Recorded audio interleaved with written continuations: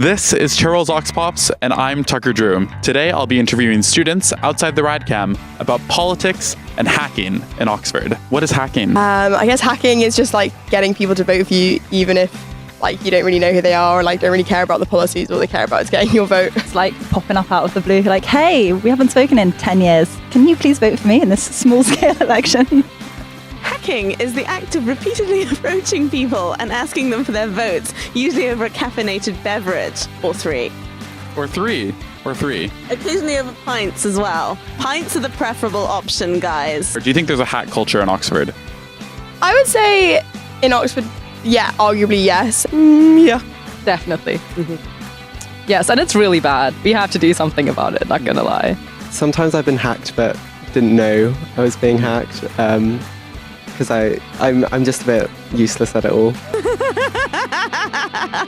This is a bad question to be asking me. How many times have you been hacked by me? Several. There's your answer. So are you planning to vote in the EU elections this week? I am planning to vote, yes. It's very important.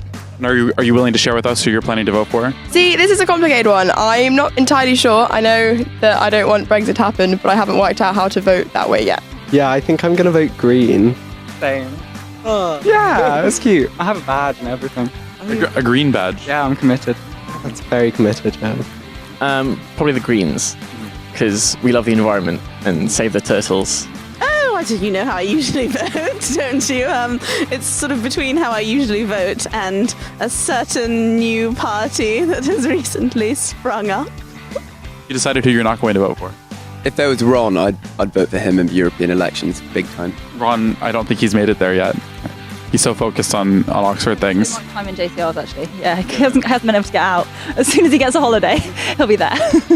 I didn't know who Ron was the first time. Like, I found it very confusing because I was like, what's Ron? I decided to vote for Ron. No, because I was like, who is Ron and why is he running for everything? Why is Ron running for everything? Why? I don't know. He's really dedicated to making a change and just wants to combat it from every front. And on the subject of Ron, tell us, why do you think Ron is so active and so involved in all these elections?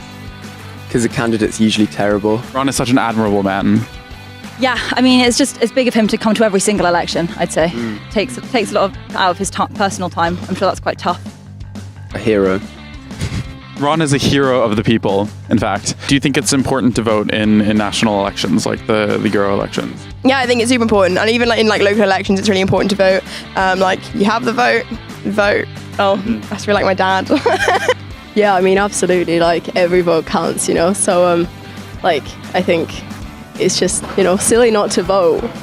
Like when you can vote. Democracy's good. Protects people's lives, so...